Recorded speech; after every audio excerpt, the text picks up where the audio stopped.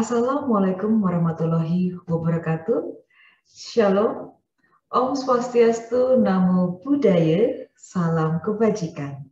Salam sejahtera untuk kita semua.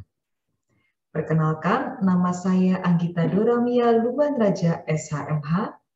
Saya dosen tetap pada program studi Sarjana Hukum Fakultas Hukum Universitas Diponegoro.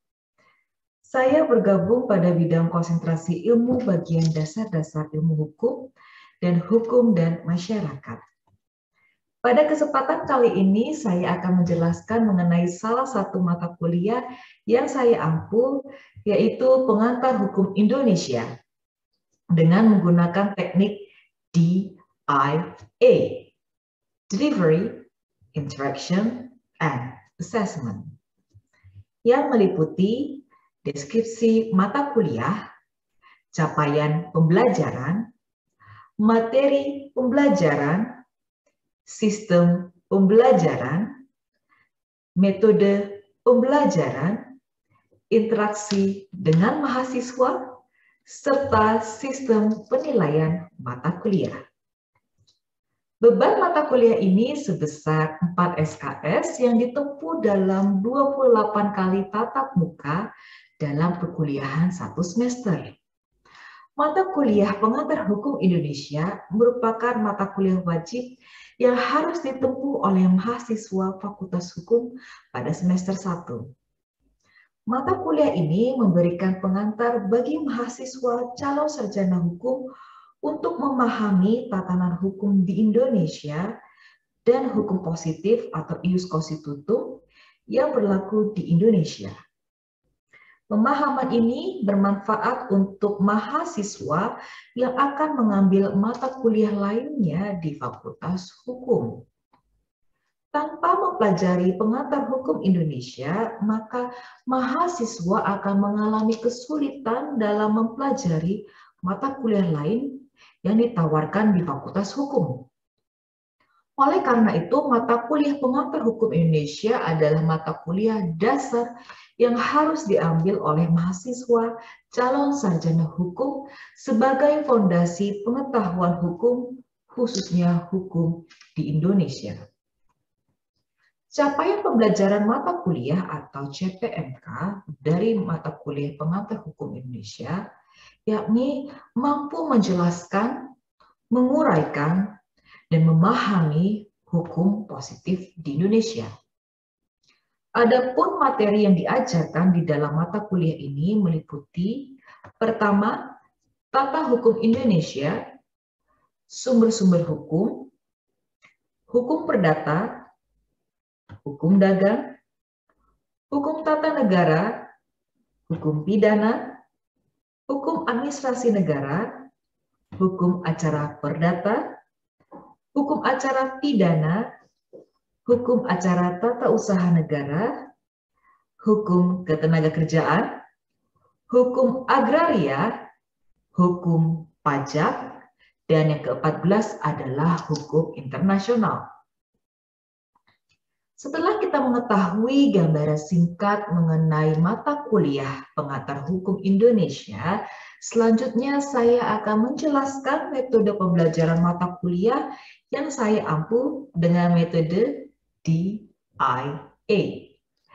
Yang pertama adalah delivery.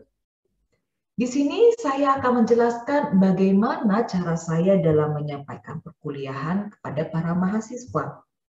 Perkuliahan sebelum masa pandemi dilaksanakan dengan metode tatap muka di kelas. Namun, sejak pandemi, kami menggunakan virtual meeting platform yakni Microsoft Teams yang telah terintegrasi dengan single sign-on yang disediakan oleh Universitas Diponegoro. Dalam penyampaian materi perkuliahan, saya menggunakan metode ceramah yang menggunakan materi-materi yang disajikan dalam bentuk PowerPoint dan juga handout. Hal ini juga ditunjang dengan melibatkan sumber-sumber literatur yang sesuai di dalam RPS dan kontrak perkuliahan, yakni meliputi yang pertama, buku karangan Ibu A. Siti Sutami yang berjudul Pengantar Tata Hukum Indonesia.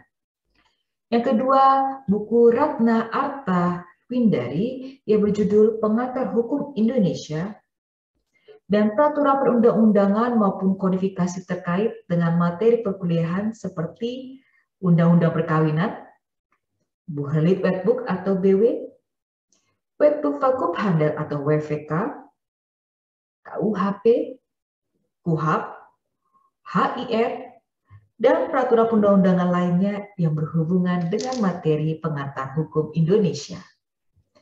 Metode ceramah ini disampaikan dengan memberikan pemahaman teoritis, disertai dengan contoh-contoh faktual terkini yang mudah untuk dipahami oleh mahasiswa.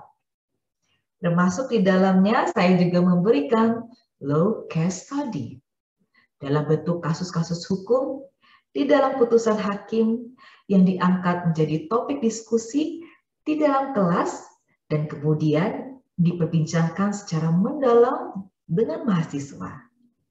Di sini mahasiswa diharapkan dapat memahami kasus hukum tersebut dan dapat menganalisa serta mengaitkannya dengan materi yang diajarkan di dalam pengantar hukum Indonesia.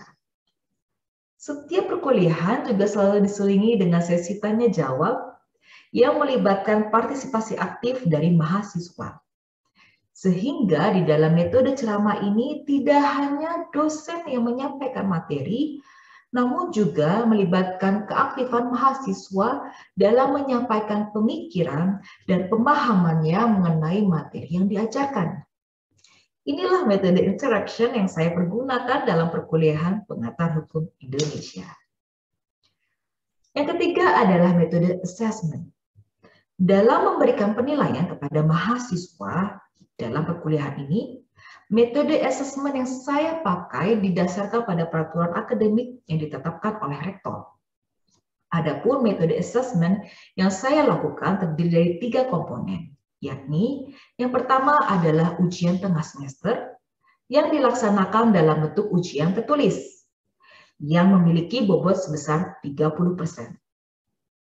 Yang kedua adalah ujian akhir semester yang dilaksanakan dalam bentuk ujian tertulis yang memiliki bobot sebesar 50%. Yang ketiga adalah tugas dan keaktifan mahasiswa yang dilakukan sepanjang perkuliahan berlangsung, memiliki bobot sebesar 20%. Tugas akan diberikan dalam bentuk kelompok pada pertemuan ke-8 dalam bentuk metode small group discussion. Mahasiswa akan dibagi dalam setiap kelompok yang akan memilih materi perkuliahan masing-masing yang kemudian akan didiskusikan, dianalisis, dan disajikan dalam bentuk paper dan tayangan PowerPoint. Mahasiswa wajib untuk mempresentasikan tugasnya masing-masing, di mana setiap anggota kelompok wajib secara aktif memaparkan materi hasil tugas kelompoknya. Dalam tugas kelompok ini, komponen penilaian meliputi 6 komponen. Yang pertama adalah substansi dan penyajian paper sebesar 15%. Yang kedua, penyajian dalam bentuk PowerPoint sebesar 15%. 3, cara menjelaskan materi sebesar 15%. Keempat, pemahaman individu terhadap materi sebesar 20%. Kelima, ketepatan menjawab pertanyaan sebesar 20%. Keenam, keaktifan dalam diskusi atau tanya jawab sebesar 15%. Keseluruhan informasi ini saya sampaikan di awal perkuliahan dalam bentuk kontrak perkuliahan yang disetujui antara dosen dengan mahasiswa. Sehingga mahasiswa mengetahui bagaimana perkuliahan ini dilaksanakan selama 1 semester. Berikut akan saya tampilkan cuplikan video kegiatan perkuliahan pengantar hukum Indonesia yang saya berikan melalui media daring. Selamat menyaksikan.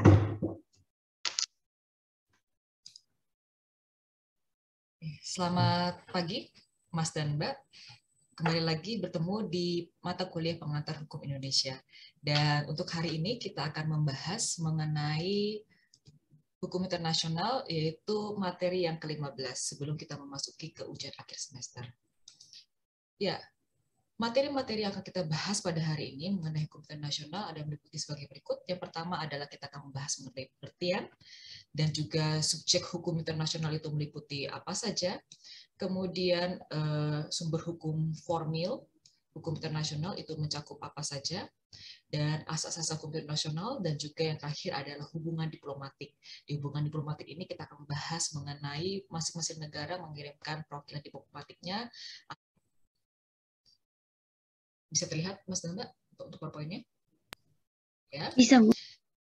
Itu yang pertama adalah menurut J.L. Burley dikatakan hukum internasional as the body of rules and principles of action which are binding upon civilized states to their relations with another. Tentang pengertian hukum internasional secara universal. Artinya apa di sini? Di dalam hukum internasional itu berisikan dua hal sebenarnya menurut Emerich de Foucault. Yang pertama adalah berisikan hak, dan juga di sisi lain ada kewajiban. Jadi setiap negara atau subjek hukum internasional itu punya hak, tetapi di sisi lain mereka juga punya kewajiban antar sesamanya. Kemudian menurut Rebecca Wells dikatakan di situ rules and norms which regulate the conduct of states and other entities, which at any time are recognized as being endowed with international personality.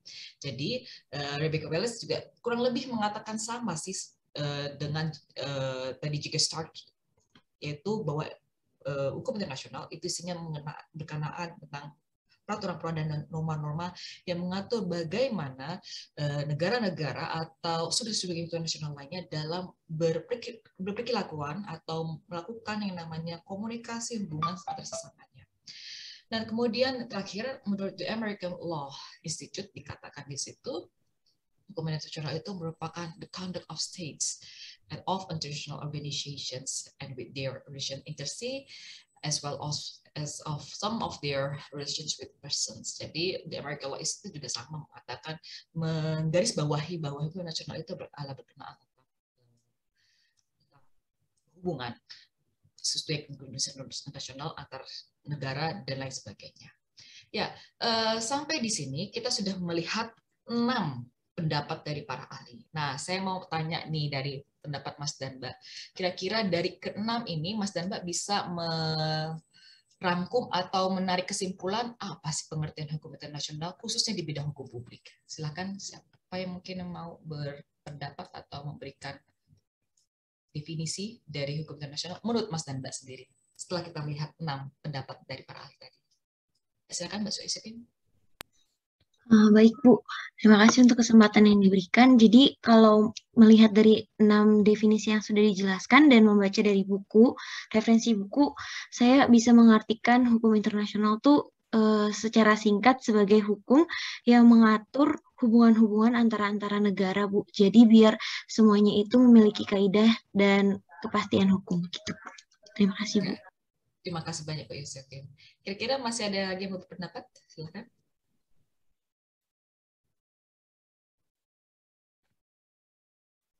Mungkin ada yang memberikan definisi terkait tentang hukum internasional.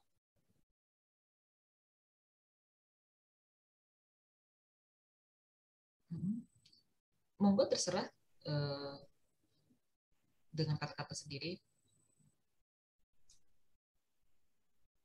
Ya, silakan Mas Hikmat. Baik Bu, terima kasih untuk kesempatannya. Kalau di sini saya ingin mengartikan arti dari hukum internasional ini mungkin berdasar pada pendapatnya Pak Mohtar Kusumatmaja ya Bu. Karena menurut saya sendiri dari hukum internasional itu pastinya seperti apa yang sudah dijelaskan oleh teman saya Yosefin, itu mengatur mengenai hubungan antar negara. Dan juga dari hubungan tersebut pastinya untuk mencapai suatu keadaan yang menjelaskan suatu ketertiban yang mesti ditaati oleh secara bersama itu Bu menurut saya. Ya, terima kasih banyak untuk pendapatnya, baik Mbak Yosefin maupun Mas Hikmat. Ya, jadi intinya memang demikian Mas dan Mbak. Ketika kita berbicara soal hukum, berarti ada suatu hubungan yang diatur. Siapa saja hubungan itu yang diatur itu berarti ada subjeknya. Jadi tadi Mas dan Mbak sudah menyebutkan ini hubungan hukum antar siapa? Ada subjek hukumnya, yaitu antar bisa negara, bisa atau subjek hukum internasional lainnya. Untuk apa? Untuk bagaimana cara mereka berhubungan, berkomunikasi, kemudian melakukan hubungan hukum internasional. Nah, kurang lebih seperti itu. Dan memang di dalam variasi pengertian tadi itu bermacam-macam, tetapi pada intinya memang demikian. Ya, kita bisa simpulkan di sini bahwa hukum internasional itu dibagi menjadi dua, ya, tadi sudah saya jelaskan di awal, dibagi menjadi hukum internasional privat maupun hukum internasional publik. Dan kita tekankan pada hari ini adalah hukum internasional publiknya, Mas dan Mbak. Jadi hukum internasional itu dapat didefinisikan sebagai keseluruhan hukum untuk sebagian besar terdiri dari prinsip-prinsip international conventions. Jadi kita sudah mengenal organisasi-organisasi PBB sudah membuat banyak sekali konvensi-konvensi internasional seperti CEDAW, the Convention International Elimination of All Discrimination Against Women, kemudian Declaration Human Rights, United Nations of Declaration of Human Rights, kemudian the Protection of Child the Rights of the Child, dan masih banyak lagi the Convention International yang sudah dibuat oleh organisasi PBB dan juga sudah diratifikasi oleh negara kita Indonesia. Dan yang kedua adalah institutional custom, itu ada kebiasaan hukum internasional, dan yang ketiga adalah asas-asas hukum internasional, yang keempat adalah putusan-putusan peradilan dan juga doktrin. Nah, jadi kalau kita simpulkan tadi dari the Statute of ICJ adalah maka hukum nasionalnya lah yang mengikuti dirinya dan mengikat dirinya. Nah, nanti Mas dan Mbak akan sangat memahami ini ketika kita membahas hukum perdata internasional, Mas dan Mbak. Jadi asas kebangsaan ini akan selalu mengikat dan mengikuti warga negaranya kemanapun dia berada. Dan berikutnya adalah asas kepentingan umum. Jadi asas kepentingan umum ini dikatakan di situ adalah asas yang berdasarkan pada wewenang negara untuk melindungi dan mengecek hukum internasional tersebut atau perjanjian itu bertentangan dengan yang namanya asas-asas kepatutan dan juga asas-asas universal. Contohnya apa? Yaitu ketika ada perjanjian dan memperjanjikan tentang genosida dan lain sebagainya, atau membangun yang namanya program nuklir untuk genosida itu, nah itu tidak diperbolehkan. Karena apa? Karena ini tidak berdasarkan asas yang halal, tidak atau dengan kata lain bertentangan dengan hukum. Nah itu tidak diperbolehkan. Kalau tidak diperbolehkan, maka secara hukum perjanjian ini batal. Itu menurut asas ius coppens. Nah kemudian hubungan diplomatik.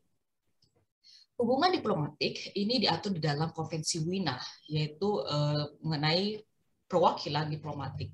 Jadi hubungan diplomatik ini sebenarnya adalah wujud konkret dari hubungan diplomatik antara satu negara dengan negara lain. Antarkan atau ditempatkan ke wilayah negara sahabat, mereka mendapatkan yang namanya suatu asas, yaitu kekebalan dan keistimewaan diplomatik, yaitu extraterritorial atau extraterritoriality. Jadi ketika mereka berada di sana seperti KBRI di wilayah negara lain, maka di wilayah KBRI ini tidak terikat yang namanya asas teritorial dari negara sahabat tersebut. Dan pejabat diplomatik itu tidak dikenai atau tidak bisa diikat oleh hukum negara sahabat tersebut. Jadi dia mendapatkan hak imunitas. Hukum-hukum yang berada di negara tersebut tidak mengikat pada dirinya. Ya, mungkin Mas dan Mbak, saya mau bertanya, bagaimana semisalnya pendapat Mas dan Mbak terkait tentang persona non grata. Kalau misalnya persona non grata itu dilakukan, maka menurut Mbak, apakah itu serta-merta merusak yang namanya hubungan diplomatik antara kedua lembaga negara? Siapa yang mau menjawab atau memberikan pendapat, silakan. Saya ulangi lagi ya, dalam hal ada persona non grata, berarti kan ada resisten, ada penolakan dari negara penerima itu. Nah, menurut Mas dan Mbak, apakah itu serta-merta akan menghancurkan atau merusak hubungan kedua belah negara? Ya, mungkin Mas Hikmat silakan mau berpendapat. Baik Bu, terima kasih untuk kesempatannya. Kalau menurut saya di sini untuk persona non grata sendiri itu merupakan ini Bu, naik turun dari suatu hubungan antar negara. Misalkan kayak kemarin yang baru terjadi Contohnya kayak Nigeria menarik kedutaan salah satu duta besarnya dari Indonesia karena adanya kasus kekerasan terhadap salah satu diplomatnya. Nah, itu merupakan salah satu bentuk reaksi dari negara Nigeria akan perlakuan dari duta besarnya di Indonesia. Nah, itu mungkin saja bisa diselesaikan secara baik-baik dan juga memulihkan kembali hubungan diplomatis antara Indonesia dan Nigeria di hari kedepannya. Menurut saya itu, Bu. Oke, terima kasih banyak Mas Hikmat. Contohnya luar biasa dan komprehensif dan juga aktual. Ya, jadi di dalam hukum internasional itulah yang membedakan dengan bagaimana penjalanan atau praktek dari hukum di nasional kita, di negara kita. Hukum internasional itu lebih pada seni dari berkomunikasi dan politis. Jadi ketika ada terjadi suatu kasus seperti yang tadi sudah disebutkan oleh Mas Hikmat tadi itu, belum tentu juga sih serta-merta memutus hubungan bilateral antara negara kita dengan Nigeria, itu belum tentu. Tergantung dari sejarah dan juga tergantung dari komunikasi dan berteman di dalam kaca hukum internasional. Jadi itulah tidak ada kepastian sebenarnya di dalam hubungan internasional. Ya, mungkin Mas dan Mbak, apakah ada pertanyaan terkait dengan materi kita pada hari ini, hukum internasional?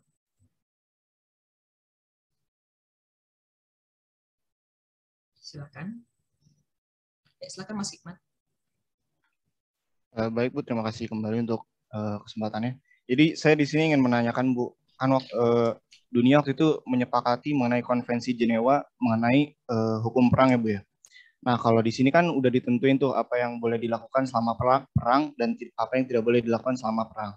Nah apabila di sini ada suatu negara yang sedang mengalami perang antara negara satu dengan negara lainnya dan negara tersebut melakukan kejahatan perang. Nah, itu siapa yang bertanggung jawab dan dituntut ke muka pengadilan internasional dan siapa yang menerima sanksinya gitu, Bu. Maksud saya siapa yang bertanggung jawab untuk menerima sanksinya? Apakah si kepala negara di salah satu negara yang melakukan kejahatan perang atau seluruh warga negaranya yang terlibat dalam perang tersebut, Bu? Terima kasih. Ya, ketentuan tersebut ada di dalam ketentuan ICJ, International Court Justice, ya, terutama di dalam ICCJ, Criminal Court Justice. Nah, jadi ketika ada kejahatan peperangan itu masuk ke dalam kejahatan pidana internasional atau bisa saja masuk dalam kategori kejahatan humaniter internasional. Nah, permasalahannya itu nanti akan dilihat ketika proses bukan yang namanya kekerasan terhadap negaranya, dan itu dikucilkan dari pergaulan internasional, itu pernah di wilayah negara benua Afrika juga pernah ya. Nah itu adalah konsekuensi yang tidak ada sanksinya sebenarnya di dalam mahkamah internasional, tetapi secara tidak langsung dalam hubungan internasional itu terkena dampaknya terhadap warga negara dari negara tersebut. Ya, apakah sudah cukup Mas Hikmat? Apa kurang penjelasan dari saya? Sudah terjawab dengan jelas Bu, terima kasih. Ya, terima kasih banyak Mas dan Mbak. Apakah masih ada pertanyaan lain? Oh ya, silakan Mas Semroni.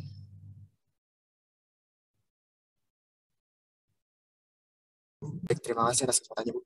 Saya ingin bertanya, dalam beberapa subjek hukum yang kemudian dijelaskan oleh itu, yang paling terakhir adalah belligerent atau pemberontak. Nah, pertanyaan saya adalah, mengapa kemudian pemberontak itu dikategorisasikan sebagai subjek hukum, dan apakah ada kriterium khusus sebuah kelompok kemudian dapat dikategorisasikan sebagai pemberontak? Lalu kemudian tadi dijelaskan terkait dengan hard law yang kemudian dapat mengikat semua negara gitu. Apakah kemudian hard law itu termasuk kepada